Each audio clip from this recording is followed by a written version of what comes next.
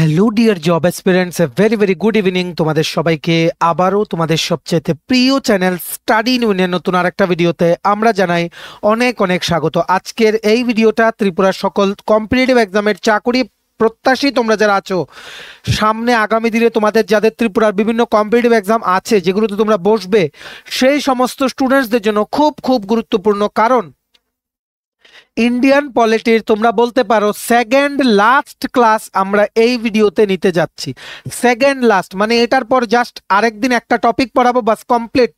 Indian polity টপিকটা মানে ভারতীয় রাজনীতি টপিকটা ফুললি আমরা ভিডিওর মাধ্যমে পুরো কোর্স আমরা কমপ্লিট করে দিয়েছি। তোমরা প্লেলিস্ট পেয়ে যাবে আমাদের চ্যানেলে, Indian polity for competitive exams.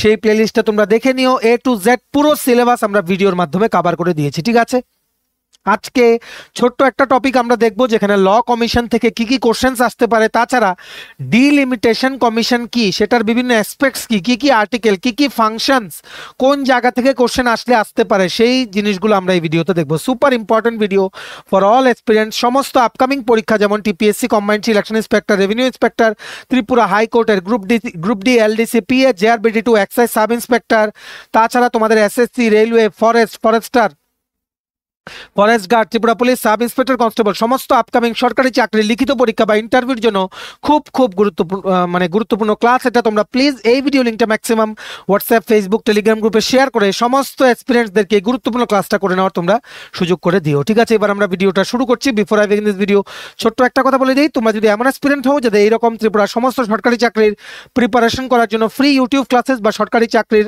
Updates, নতুন চাকরি বেরোলে সেটার আপডেট, চাকরির প্রসেসের update, educational update, current affairs, সরকারি কর্মচারী সংক্রান্ত নিউজ যদি তোমাদের একটা প্ল্যাটফর্মে লাগে, then you are the right place. তোমরা আমাদের চ্যানেল স্টাডি ইউনিট এখনই সাবস্ক্রাইব করে সাইডের নোটিফিকেশন বেলটা কিন্তু ক্লিক করে রাখতে ভুলো না। আমাদের Facebook page, Telegram group, WhatsApp channel সবকিছু লিঙ্ক আমরা নিচে ডিসক্রিপশন বক্সে দিয়ে রেখেছি। তোমাদের ইচ্ছে তোমরা এগুলো ফলো করতে পারো বা জয়েন করতে পারো, ওখানে আমরা সমস্ত আপডেট জেনে আমরা শেয়ার করে থাকি। ঠিক আছে, আচ্ছা শুরু করার আগে অল্প একটু সময় নেব। তোমাদের আপকামিং সমস্ত কম্পিটিটিভ এক্সাম যেগুলোর কথা বললাম, যেমন TPSC combined selection inspector, revenue inspector, excise sub inspector, youth organiser, Tripura হাইকোর্টের গ্রুপ ডি এলডিসি, পিএ পরীক্ষা, ইউথ অ্যাফেয়ার্স অ্যান্ড স্পোর্টস ডিপার্টমেন্টের junior physical instructor recruitment, SSC GD, সিএচএসএলএম, stenographer, RRB, NTPC, RRB group D, জেআরবিডি2, RPF, constable SI, tehsildar, forest guard, forester, Tripura police, sub inspector, constable, সমস্ত upcoming সরকারি চাকরির লিখিত পরীক্ষা বা ইন্টারভিউর জন্য তোমরা পেয়ে যাবে আমাদের কাছে ফুল সিলেবাস, কমপ্লিট নোট, যেগুলো বলে তোমাদের পরীক্ষায় অবশ্যই ভালো ফলাফল তোমরা কিন্তু করতে পারবে। এগুলো হচ্ছে আমাদের নোটসের ডেমো। এই নোটসগুলো পেতে তোমরা আমাদের এক্ষুনি কল বা হোয়াটসঅ্যাপের মাধ্যমে যোগাযোগ করে নিতে পারো। আমাদের কন্ট্যাক্ট নাম্বার হচ্ছে 6033157164। আমাদের কন্ট্যাক্ট নাম্বারটা প্রত্যেকটা স্লাইডের উপরে দেওয়া আছে ফর ইওর কনভিনিয়েন্স। মনে রাখবে, যা পড়াবো আমাদের নোটসের থেকে তোমাদের আমাদের ক্লাসগুলোও করতে হবে, প্লাস নোটস থেকেও কিন্তু পড়তে হবে। সমস্ত পরীক্ষার নোট যে আমরা দেই সেটার মধ্যে ইন্ডিয়ান পলিটি দিয়ে দেওয়া হয়, পুরো সিলেবাস কভার করা আমাদের সবগুলো সাবজেক্টে কিন্তু থাকে। ঠিক আছে, তোমরা একটা খাতা কলম নিয়ে বসো, মোবাইল বা ল্যাপটপ যেটা দিয়ে দেখছো ফুল স্ক্রিন করে রোটেট করে নেওয়া, শুনবে, শুনে লিখতে হবে। স্ক্রিনে লেখা থাকবে কম, বলবো বেশি, শুনে তোমাদের কিন্তু নোট ডাউন করে রাখতে হবে। ঠিক আছে, second last class of Indian polity. মনে রাখবে, ল কমিশন অফ ইন্ডিয়া থেকে খুব বেশি কোশ্চেন আসে না, যদি আসে যেগুলো আসে সেগুলো আমরা পড়বো। Law Commission of India, it is neither a constitutional nor a statutory body। মানে কনস্টিটিউশনে কোনো আর্টিকেলে এটার এস্টাবলিশমেন্টের কথা লেখা নেই বা কোনো আইনের দ্বারা কোনো এস্টাবলিশ বডিও এটা না, মানে it is non statutory body. এটা হচ্ছে একটা এক্সিকিউটিভ বডি, যেটা গভর্নমেন্ট অফ ইন্ডিয়া যখন দরকার পড়ে ওনারা অর্ডার ইস্যু করে এই বডিটা ওনারা কনস্টিটিউট করে। বর্তমানে চলছে 23rd law commission of India, ওনাদের টেনিউর চলছে, যেটা শুরু হয়েছে ফ্রম 1 সেপ্টেম্বর 2024, 3 বছরের জন্য 2027 পর্যন্ত।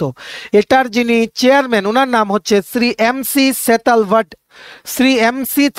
সেটাও কিন্তু তোমাদের জিজ্ঞেস করতে পারে। ঠিক আছে, মনে রাখবে, basically law commission of India বিভিন্ন আইন কানুনের যে রিফর্মসগুলো লাগবে, সংশোধনগুলো লাগবে, সেগুলো নিয়ে কাজ করে। আর গভর্নমেন্ট অফ ইন্ডিয়ার কোনো স্পেসিফিক বিষয়ে যদি কোনো আইনের বিষয়ে সাজেশন লাগে, সেগুলো ওনারা চাইবেন from the law commission of India. Law commission of ইন্ডিয়াতে বিভিন্ন লিগেল বিষয়ে যারা এক্সপার্টস, অ্যাডভোকেটস, লয়ার্স, ওনারা কিন্তু পার্ট হন। ঠিক আছে, মনে রাখবে, law commission of India it works under the ministry of law and justice, government of India. প্রত্যেকবার গভর্নমেন্টের যখন দরকার পড়ে ফিক্সড পিরিয়ডের জন্য ল কমিশনটাকে কিন্তু কনস্টিটিউট করা হয়। ঠিক আছে, এই ল কমিশন ইন্ডিয়াতে প্রি ইন্ডিপেন্ডেন্স টাইম থেকে চলছে, ঠিক আছে। যেমন চার্টার্ড অ্যাক্ট 1833-র আওতায় 1834-এ সবচেয়ে প্রথম ল কমিশন বানানো হয়েছিল ইন্ডিয়াতে, যেটা রিকমেন্ড করেছিল পেনাল কোড আর ক্রিমিনাল প্রসিজার কোড বানানোর ক্ষেত্রে গভর্নমেন্টকে রিকমেন্ডেশন দিয়েছিল, ঠিক আছে। সাবসিকুয়েন্টলি মানে কি বলবো, 19th সেঞ্চুরিতে 19শো শতাব্দীতে ব্রিটিশের সময় টোটাল 4টা ল কমিশন বানানো হয়েছিল, ঠিক আছে। টোটাল 4টা ল কমিশন বানানো হয়েছিল।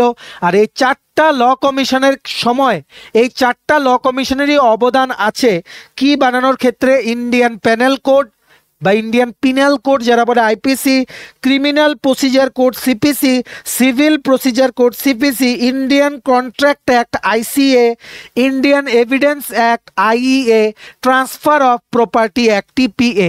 কি বলেছি, এই সবগুলো যখন এসছে ইন্ডিয়াতে, এগুলোর ব্যাপারে যা যা লিগেল প্রসিজার্স আছে, গাইডলাইন্স আছে, সব কিছু গভর্নমেন্ট অফ ইন্ডিয়াকে এই ল কমিশন যেগুলো 4বার এস্টাবলিশ করা হয়েছে, ওনারা গাইডলাইন্সগুলো দিয়েছেন, ঠিক আছে।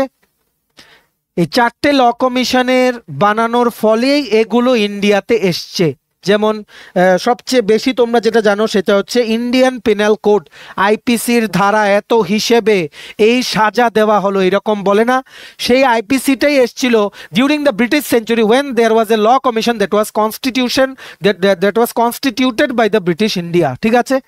আশা করি তোমরা বুঝতে পেরেছো। এই 4টে ইম্পর্টেন্ট আইন যেগুলো এখনো ইউজ হয়, সেগুলো সবগুলো হচ্ছে 4টে কমিশনের প্রোডাক্ট, ঠিক আছে।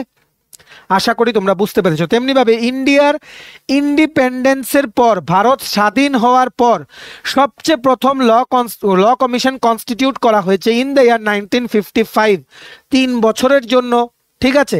3 বছরের জন্য তখন যিনি ছিলেন অ্যাটর্নি জেনারেল, ঠিক আছে। অ্যাটর্নি জেনারেল ছিলেন যখন, মানে ওই সময়ের যিনি অ্যাটর্নি জেনারেল উনি ছিলেন মানে সেটার চেয়ারম্যান, ঠিক আছে।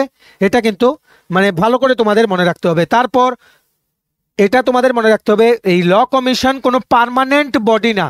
ধরো 3 বছর 4 বছরের জন্য গভর্নমেন্ট অফ ইন্ডিয়া এই বডিটা কনস্টিটিউট করে, যখনই কোনো ইমার্জেন্সি দরকার পড়ে, গভর্নমেন্টের কোনো বিষয়ে সাজেশন লাগবে, কোনো নতুন আইন আনবে, তখনই কিন্তু মানে কি বলবো, মানে এই ল কমিশনটাকে কনস্টিটিউট করা হয়, যেটার মধ্যে চেয়ারম্যান থাকেন, মেম্বার থাকেন মানে কি বলবো, মানে বিভিন্ন ল এক্সপার্ট বা লিগেল ফিল্ডে যারা এক্সপার্ট থাকেন ওনারা থাকেন মেম্বার, ঠিক আছে। এটা কিন্তু ভালো করে কিন্তু মনে রাখতে হবে। তারপর মানে এই ল কমিশন ওনাদের যে টেনিউরটা কোনো ফিক্সড পিরিয়ডের জন্য না, ঠিক আছে, কোনো ফিক্সড পিরিয়ডের জন্য না, এটা কিন্তু মনে রাখতে হবে।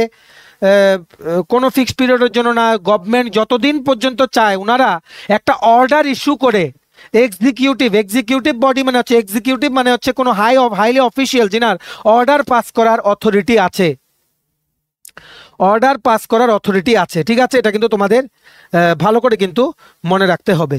এইবার তোমাদের যে জিনিসটা, আরেকটা জিনিস হচ্ছে 1955 সনের পর থেকে 1955 সনের পর থেকে ল কমিশন 21 বার বানানো হয়েছে, 21টা ল কমিশন বানানো হয়েছে 3 বছর করে করে, ঠিক আছে, 3 বছর করে করে। এটা তোমাদের কিন্তু মনে রাখতে হবে। 22nd ল কমিশন যখন বানানো হয়েছিল, তখন সেই ল কমিশনটার মেইন দায়িত্বে ছিলেন জাস্টিস ঋতুরাজ অবস্থি, ঠিক আছে। 22nd ল কমিশন, ঠিক আছে। এটা কিন্তু তোমাদের মনে রাখতে হবে। আর এটা যেটা আমরা বললাম, এই যে এমসি সেতালভার্ট, এটা কিন্তু not of the 23rd law commission, এটা ছিল ফার্স্ট ল কমিশনের, তিনি ছিলেন চেয়ারম্যান, ঠিক আছে। এটা কিন্তু ভালো করে মনে রাখতে হবে। আর মনে রাখবে, আমরা যে বললাম it works under the ministry of law and justice, government of India, যিনি মিনিস্টার আছেন বর্তমানে ministry of law and justice government of India, Shri Arjun Ram Meghwal, he is the minister of law and justice government of India, ঠিক আছে। He is the honourable minister of state, ministry of law and justice, independent charge কিন্তু ওনার আছে। এটা কিন্তু ভালো করে কিন্তু মনে রাখতে হবে, ঠিক আছে। এইবার তোমরা মনে রাখবে, চেয়ারম্যানের যেই টার্ম বা মেম্বারের যে টার্ম সেটাও ফিক্স না, ঠিক আছে, এই যে চেয়ারম্যান আর মেম্বার্স যারা হবেন ল কমিশনের, বিভিন্ন এক্সপার্টস বা রিটায়ার্ড যারা জাজেস হবেন সুপ্রিম কোর্ট বা হাই কোর্টের, লিগেল এক্সপার্টসরা হতে পারেন, প্রফেসর, ল প্রফেসররা হতে পারেন বিভিন্ন রেপুটেড ইউনিভার্সিটির, ঠিক আছে। তারপর একজন মেম্বার সেক্রেটারিও থাকেন, একজন মেম্বার সেক্রেটারি, ঠিক আছে, যিনি নাকি মানে বিভিন্ন গভর্নমেন্ট অফ ইন্ডিয়ার র্যাঙ্কে এডিশনাল সেক্রেটারি বা সেক্রেটারি টু গভর্নমেন্ট অফ ইন্ডিয়ার যিনি র্যাঙ্কে থাকেন ওনাকে দেওয়া হয় member secretary post in the law commission. তারপর পার্ট টাইম মেম্বার্সও থাকেন ল কমিশনে, পার্ট টাইম মেম্বার্স বিভিন্ন যারা eminent members of the bar council of India আছে সেখান থেকে কিন্তু অ্যাপয়েন্ট করা হয়। গভর্নমেন্টে যখন দরকার হয়, স্পেসিফিক কোনো কিছু গভর্নমেন্টের টার্গেট থাকে, আইনি সহায়তা লাগবে, একটা প্যানেল, একটা বডি বানিয়ে দেওয়া হয় যেখান থেকে ওনারা সাজেশন নেয়, যেটা আইনি সমস্ত রিফর্মস বা আইনি গাইড যেটা করা গভর্নমেন্টকে সেটা করে, সেটাই হচ্ছে ল কমিশন অফ ইন্ডিয়া। ঠিক আছে, এটা কিন্তু ভালো করে কিন্তু মনে রাখতে হবে। আর মনে রাখবে এখন চলছে 22nd ল কমিশন, ঠিক আছে। 22nd ল কমিশনে যিনি মানে চেয়ারম্যান কি বললাম, ঋতুরাজ অবস্থি, 2020 থেকে 2024। আর 23rd যে ল কমিশনটা সেটা কনস্টিটিউট করা হয়েছে অন 1 সেপ্টেম্বর 2024। ঠিক আছে, কোশ্চেন আসলে তোমাদের এখান থেকে এটাই আসতে পারে, মোর স্পেসিফিক্যালি এই প্রথম ওয়ার্ডটা নাইদার এ কনস্টিটিউশনাল নর এ স্ট্যাটুটরি বডি, এটাই আসতে পারে। ঠিক আছে, আরেকটা জিনিস বলে দিই, 22nd ল কমিশনে যিনি মেম্বার সেক্রেটারি ছিলেন ওনার নাম হচ্ছে ডক্টর রীতা বশিষ্ঠা, ডক্টর রীতা বশিষ্ঠা। ঠিক আছে, এটা কিন্তু ভালো করে কিন্তু মনে রাখতে হবে। তারপর আরেকটা জিনিস তোমরা মনে রাখো, এটা বলে দেই, এই যে 23rd ল কমিশন যেটা কনস্টিটিউট করা হয়েছে এটার যিনি চেয়ারপারসন 23rd ল কমিশনের ওনার নাম হচ্ছে justice BP Sinha. Justice BP Sinha, he is the chairperson of the 23rd law commission that was constituted on 1 September 2024 for 3 year. First law কমিশনের চেয়ারপারসন ছিলেন বা চেয়ারম্যান ছিলেন MC সেতালওয়াড। ঠিক আছে, 22nd ছিলেন জাস্টিস ঋতুরাজ অবস্থি। 21টা ল কমিশন বানানো হয়েছে, প্রি ইন্ডিপেন্ডেন্সের রাতে 4টে ল কমিশন বানানো হয়েছে, ইম্পর্টেন্ট অ্যাক্ট যেগুলো হচ্ছে সবগুলো কিন্তু আমরা বলে দিয়েছি। ঠিক আছে, এইবার আমরা নেক্সট রাউন্ডে চলে যাচ্ছি। নেক্সট হচ্ছে কি, delimitation commission. Delimitation commission, delimitation basically কি, ডিলিমিটেশন হচ্ছে মানে লোকসভা রাজ্যসভায় কয়টা সিট থাকবে, বিভিন্ন বাউন্ডারি অ্যালোকেট করা,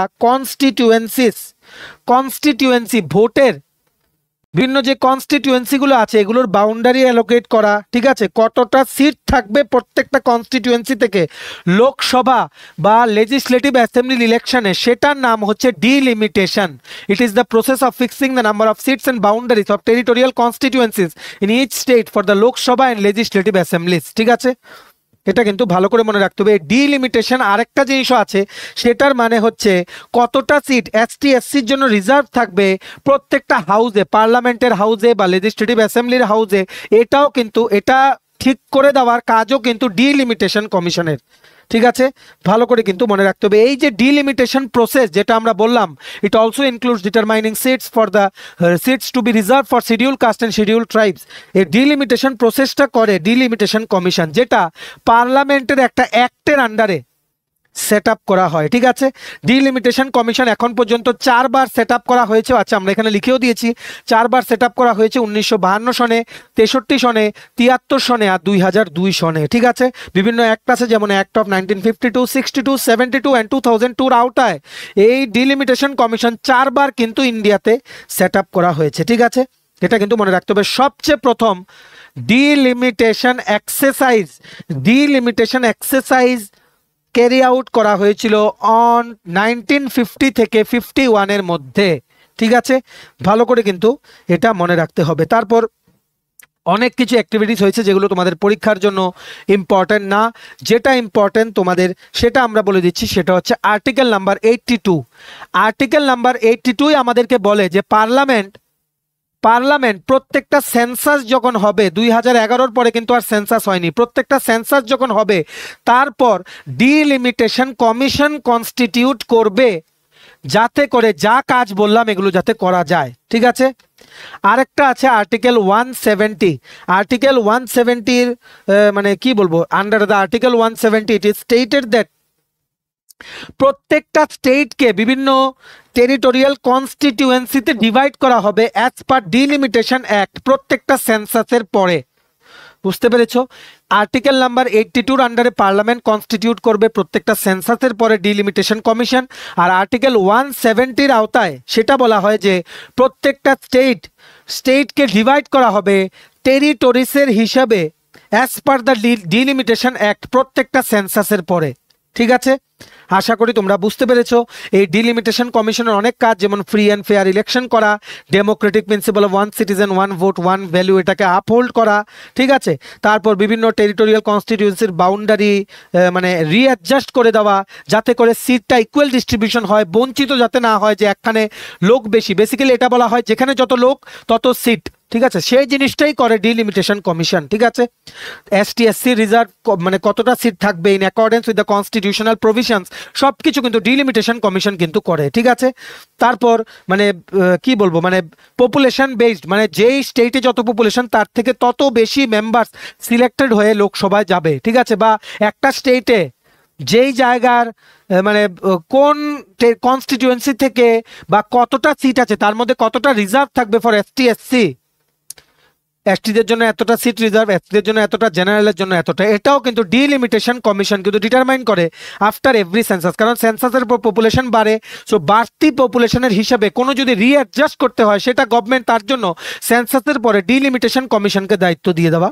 হয়। ঠিক আছে, আশা করি তোমরা বুঝতে পেরেছো। সো ওভারঅল এগুলোই আসবে, এত সুপার ইম্পর্টেন্ট বলবো না আমরা, যা কোশ্চেন এসেছে এতদিন এগুলোই আসতে পারে ফ্রম ডিলিমিটেশন কমিশন আর ল কমিশন অফ ইন্ডিয়া। সমস্ত ইম্পর্টেন্ট পয়েন্টস আমরা বলে দিলাম, বাকিগুলো তোমরা আমাদের নোটসে কিন্তু পেয়ে যাবে। ঠিক আছে, তোমাদের নোটসও পড়তে হবে, প্লাস এই ফ্রি ভিডিও ক্লাসেসগুলো ইউটিউবেও কিন্তু দেখতে হবে। তোমরা প্লিজ এই ভিডিও লিঙ্কটা ম্যাক্সিমাম হোয়াটসঅ্যাপ, ফেসবুক, টেলিগ্রাম গ্রুপে শেয়ার করে ত্রিপুরার প্রত্যেকটা কর্নারে যতজন চাকরি প্রত্যাশী আছে সবাইকে গুরুত্বপূর্ণ ক্লাসটা করে নেওয়ার তোমরা সুযোগ করে দিও। ঠিক আছে, ভিডিওটা ভালো লাগলে অবশ্যই লাইক করে দিও।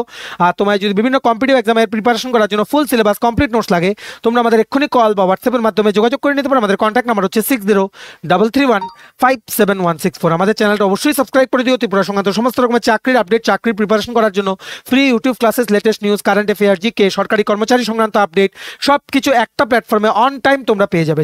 মানে ঠিক আছে, তো সাবস্ক্রাইব করে সাইডের নোটিফিকেশন বেলটা কিন্তু ক্লিক করে রাখতে ভুলো না। আমাদের Facebook page, Telegram group, WhatsApp channel সবকিছু লিঙ্ক আমার নিচে ডেসক্রিপশন বক্সে দিয়ে রেখে তোমাদের ইচ্ছে হলে তোমরা এগুলো ফলো করতে পারো বা জয়েন করতে পারো।